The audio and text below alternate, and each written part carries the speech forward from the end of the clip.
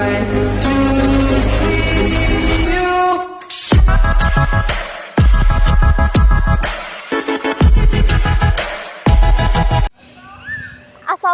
warahmatullahi wabarakatuh. Halo teman-teman semua, apa kabarnya nih? Saya Livia Asnameisha yang sedang berada di kota Paris Van Java.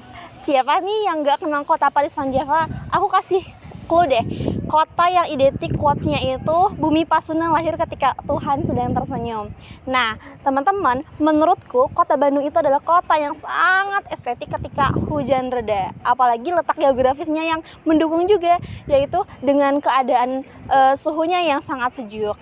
Teman-teman, gedung yang ada di belakang aku ini namanya Gedung Sate. Teman-teman keep watching ya, ikutin terus kegiatan aku. Bye-bye. Gedung Sate merupakan kantor gubernur Jawa Barat.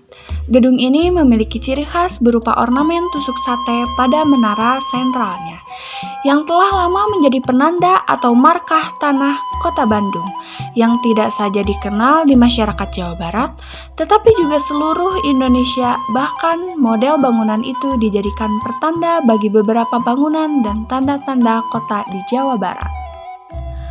Arsitektur Gedung Sate merupakan hasil karya arsitek Insinyur J. Gerber dan kelompoknya yang tidak terlepas dari masukan maestro arsitek Belanda Dr. Hendrik Petrus Berlage yang bernuansakan wajah arsitektur tradisional Nusantara terlepas dari bahan dan teknis konstruksi yang dipakai. Dinding Gedung Sate terbuat dari kepingan batu ukuran besar yang diambil dari kawasan perbukitan batu di Bandung Timur.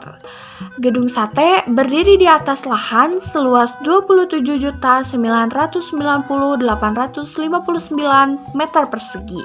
Luas bangunannya 10.877.734 meter persegi. Terdiri dari basement, lantai 1, teras lantai 1, lantai 2, teras lantai 2, menara, dan teras menara. Gerber sendiri memadukan beberapa aliran arsitektur ke dalam rancangannya. Untuk jendela, Gerber mengambil tema Mur Spanyol, sedangkan untuk bangunannya adalah Renaissance Italia.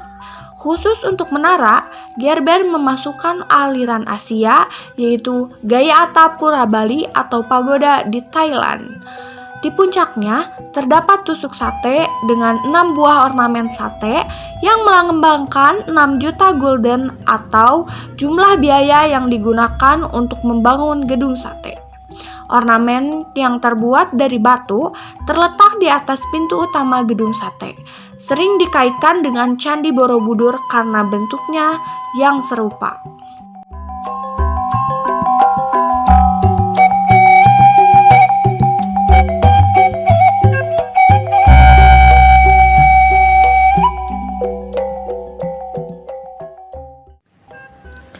Museum Gedung Sate adalah museum yang secara khusus menerangkan tentang sejarah dan fakta menarik mengenai Gedung Sate. Selain itu, museum ini juga menyajikan informasi seputar Kota Bandung dan Provinsi Jawa Barat. Konsep dari Museum Gedung Sate ini yaitu menerapkan gaya arsitektur dan nilai sejarah disampaikan dengan teknologi digital yang interaktif. Museum Gedung Sate berusia lebih dari 100 tahun, bahkan tempat ini masih tampak kokoh berdiri tanpa pembugaran sama sekali. Keren sekali ya teman-teman, kita juga bisa melihat contoh batu kali, batu gelas, dan baja Swedia yang digunakan sebagai bahan membangun gedung sate. Pembangunan Gedung Sate ditunjukkan sebagai pusat pemerintahan di mana saat itu pemerintahan Hindia Belanda menetapkan kota Bandung sebagai ibu kota pemerintahan dan hendak menggantikan Batavia yang dirasa mulai tercemar. Namun wacana tersebut tidak jadi terrealisasi karena sempat terjadi krisis ekonomi usai berlangsungnya Perang Dunia Pertama.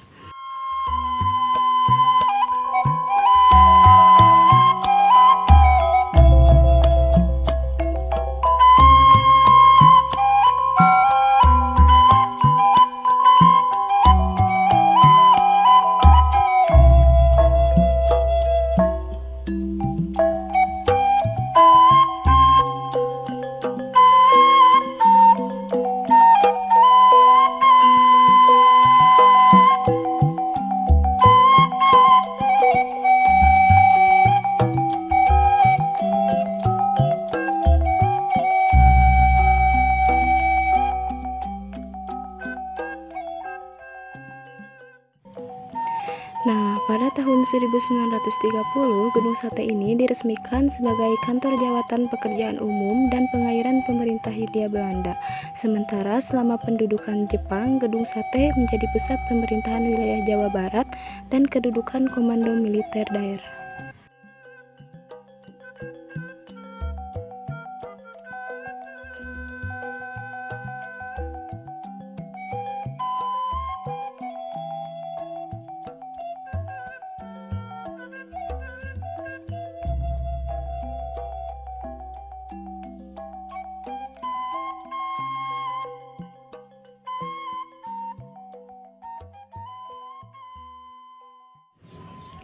Di Museum Gedung Sate, kita bisa melihat desain arsitektur dan kita juga bisa melihat berbagai gambaran sebelum gedung ini berdiri.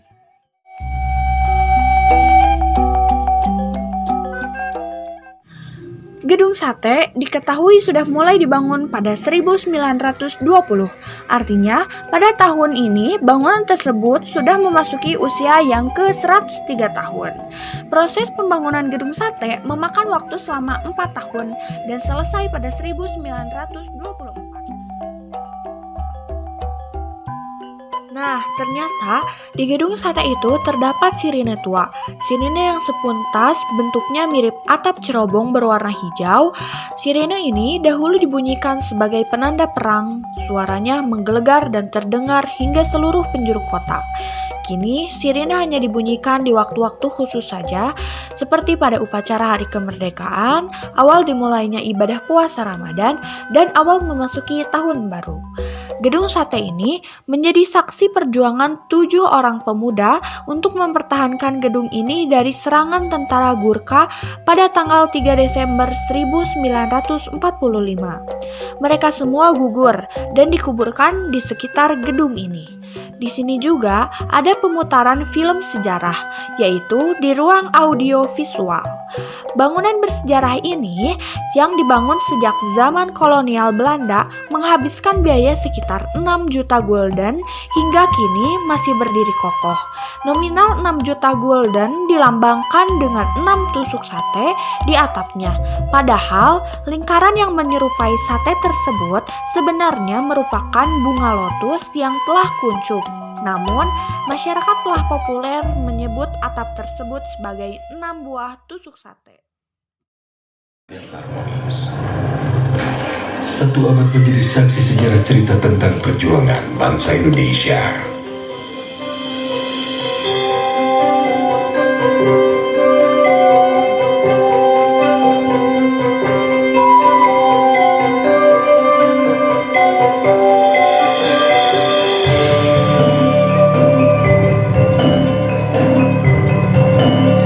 Bangunan itu akrab disebut Gedung Sate.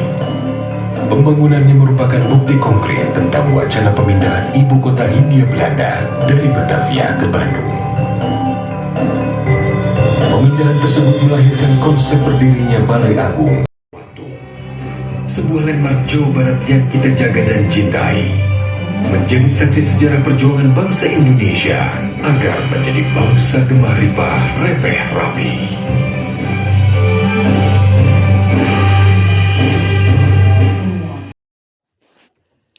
Gedung Sate merupakan hasil rancangan arsitek Belanda Insinyur J. Gerber. Gedung Sate menjadi unik karena gaya arsitekturnya memadukan gaya arsitektur barat dengan arsitektur timur. Gedung tersebut dibangun pada tahun 1920-an dan rampung pada 1924. Setidaknya 2.000 warga Indonesia memiliki andil dalam pembangunan Gedung Sate, yakni sebagai pekerja. Nah, seperti itulah sedikit sejarah dari Kota Bandung, yaitu Gedung Sate.